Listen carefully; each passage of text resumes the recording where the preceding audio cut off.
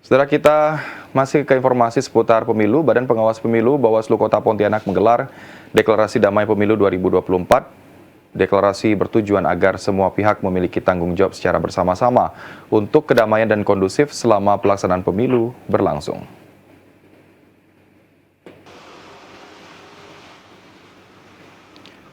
Deklarasi pemilu damai ini turut dihadiri unsur TNI Polri, perwakilan partai politik, lurah, serta komponen lainnya. Mereka yang hadir diarahkan untuk mengikuti pembacaan deklarasi damai pemilu, kemudian dilanjutkan dengan penandatanganan kesepakatan oleh peserta yang hadir di whiteboard yang sudah disediakan. Anggota Bawaslu Kota Pontianak, Dina Diana Andriani, mengatakan waktu kampanye yang cukup panjang jika tidak diikat dengan komitmen berpotensi terjadi hal-hal yang tidak diinginkan.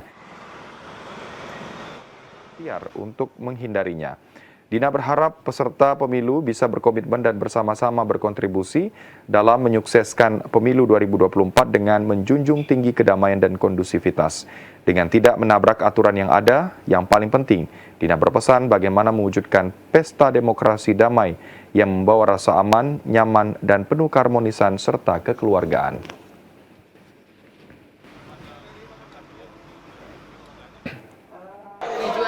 Agar kita mengikat komitmen peserta pemilu untuk mewujudkan deklarasi damai ini agar pemilu ke depan 2024 terlaksana dengan damai dan kampanye yang berlangsung juga damai, karena kampanye yang cukup panjang sekitar 75 hari jika tidak diikat dengan komitmen berpotensi untuk hal-hal yang tidak diinginkan.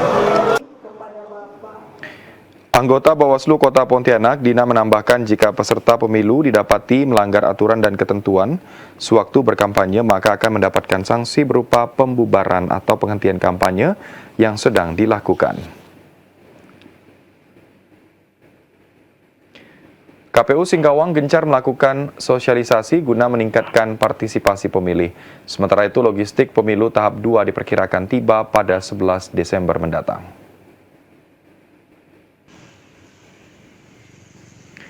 Komisi Pemilihan Umum Kota Singkawang saat ini masih menunggu logistik pemilu tahap 2 yang diperkirakan tiba di Pelabuhan Pontianak pada 10 Desember atau 11 Desember mendatang.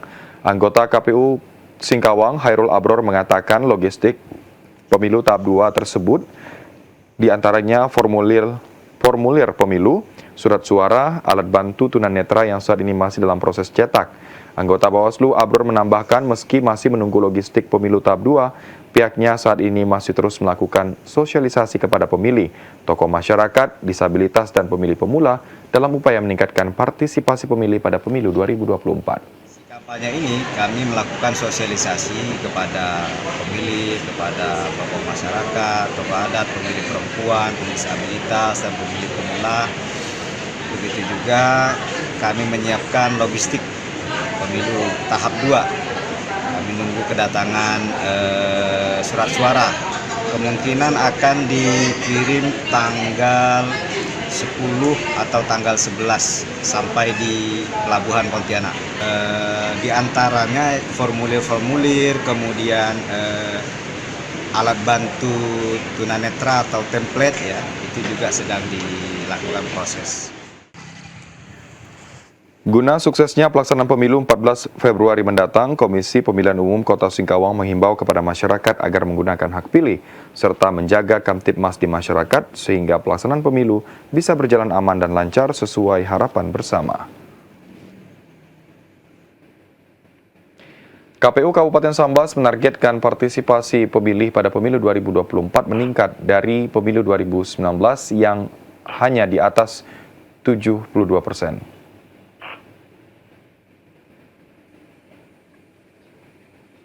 Beberapa upaya yang telah dilakukan dalam meningkatkan partisipasi pemilih antara lain mengklaster pemilih di masing-masing desa untuk diberikan penyuluhan. Dari klaster dibagi dua yakni pemilih aktif dan pasif dapat dihitung angka partisipasi pemilih 82%.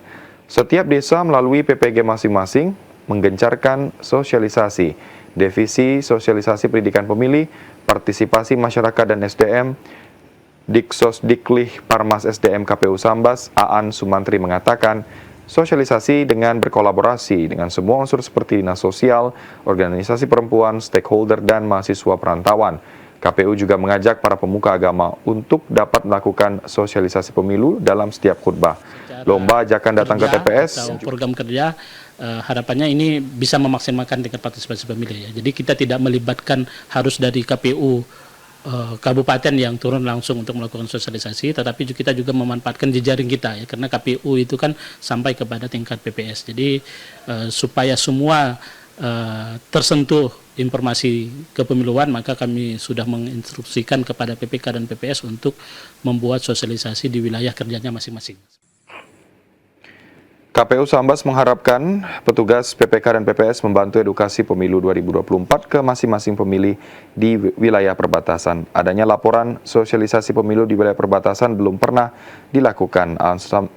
Sumantri memastikan peran lembaga pemberdayaan masyarakat desa LPMD akan terus dipicu guna meningkatkan partisipasi pemilih. Warga Perumnas 4 yang terdampak Permendagri 52 tahun 2020 akan tempuh jalur hukum sikapi keputusan KPU RI. Warga menilai KPU abaikan putusan Bawaslu Kalbar yang meminta DPD dikembalikan ke Kota Pontianak. Warga terdampak Permendagri nomor 52 tahun 2020 tentang batas wilayah antara Pontianak dan Kuburaya kecewa setelah adanya keputusan KPU RI yang menyatakan daftar pemilih tetap atau DPT Pemilu 2024 tetap di Kuburaya. Ketua Forum Peduli Masyarakat Perumnas 4 Hang Zebat mengatakan keputusan KPU RI dinilai mengabaikan putusan Bawaslu Kalbar yang meminta DPT warga Perumnas 4 yang sebelumnya masuk Kuburaya dikembalikan ke Kota Pontianak. Dirinya mengungkapkan warga sangat kecewa dengan keputusan tersebut sehingga ada yang menyampaikan untuk golput pada pemilu nanti. Namun pihaknya meminta warga tetap bersabar dan akan kembali menempuh upaya hukum, sehingga keinginan warga untuk memilih di Kota Pontianak bisa diwujudkan. Ketua Forum Peduli Masyarakat Perumnas 4 Hang Zebat mengatakan ada 2 langkah hukum yang akan dilakukan, yaitu melaporkan ke Dewan Kehormatan Penyelenggaraan Pemilu atau ke Sentra Gakumdu, karena KPU RI dinilai tidak profesional dalam menyikapi satu keputusan dan menganggap ada pelanggaran pidana pemilu dalam masalah tersebut.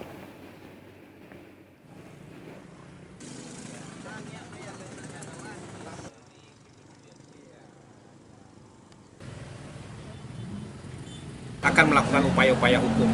Dalam pelaksanaan ini kan sesuai dengan putusan Bawaslu bahwa 3.063 pemilih itu ya melalui sistem sidalinya itu perintah keputusan baru agar dikembalikan dari DPT Kuburaya ke DPT Kota. Tapi saat ini itu membuat kami sangat kecewa dengan kinerja KPU. Saya anggap KPU kita ini tidak profesionalisme. Ketua Forum Peduli Masyarakat Perumnas 4 Hang Zebat mengingatkan sesuai Undang-Undang Pemilu nomor 7 tahun 2017 pada pasal 512 ada ancaman penjara 3 tahun dan denda uang 35 juta rupiah bagi mereka yang menjadi penyelenggara pemilu dan merugikan warga terkait daftar pemilih tetap.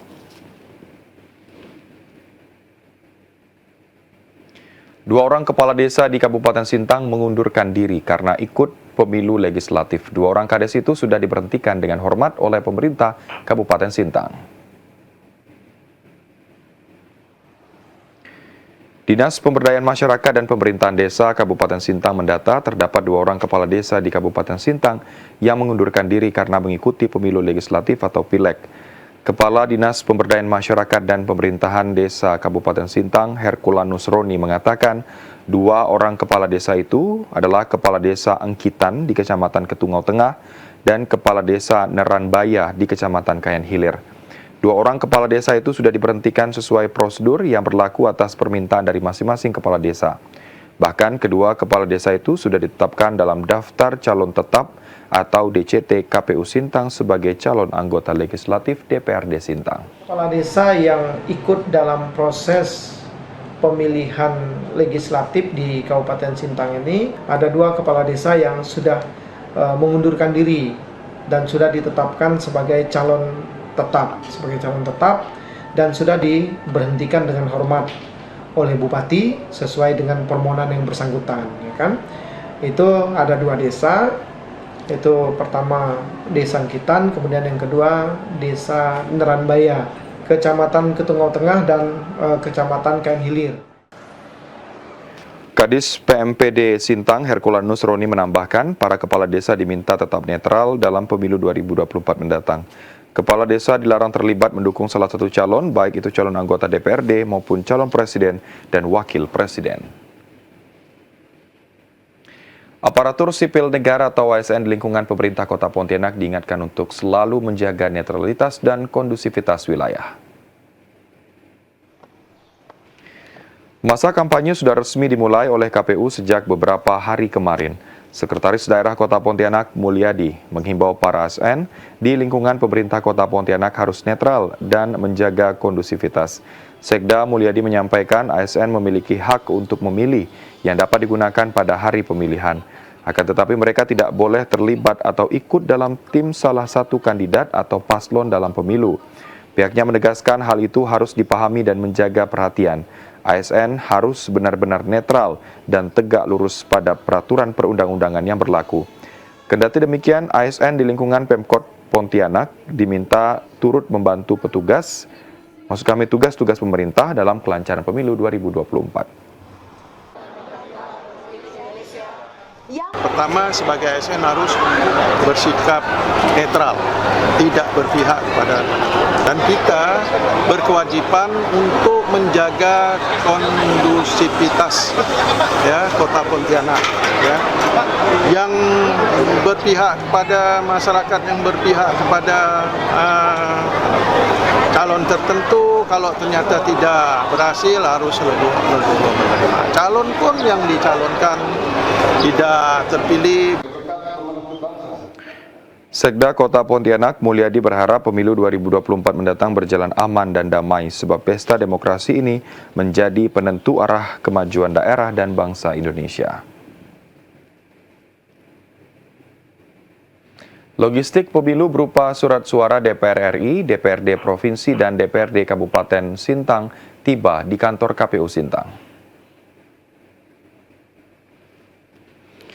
Sebanyak 2 kontainer surat suara DPR RI, DPRD Provinsi Kalbar, dan DPRD Kabupaten Sintang tiba di kantor KPU Sintang. Surat suara itu langsung disimpan di dalam gudang kantor KPU Kabupaten Sintang. Ketua KPU Sintang, Edi Susanto, mengatakan surat suara pemilu legislatif yang datang berjumlah 90.000 lebih dan tersusun dalam kotak yang sudah tersegel oleh vendor penyedia. Surat suara itu sengaja disimpan gudang kantor KPU Kabupaten Sintang agar lebih aman dan terjaga oleh petugas selama 24 jam. Sebab surat suara merupakan logistik yang sangat viral sehingga harus dijaga oleh petugas yang ada di kantor KPU Sintang. Pada hari ini KPU Sintang kedatangan logistik jenis surat suara dari penyedia. Jumlahnya itu ada sekitar 980-an ribu lembar yang terdiri dari jenis surat suara DPRI, DPRD Provinsi, dan DPRD Kabupaten Kota. Kemudian jenis surat suara DPD dan Presiden akan menyusul, kemudian kami masih menunggu informasi dari penyedia. Ketua KPU Sintang, Edi, menambahkan pengawasan terhadap surat suara itu akan ekstra dilakukan. Hal itu dilakukan agar tidak terjadi hal yang tidak diinginkan ke depannya.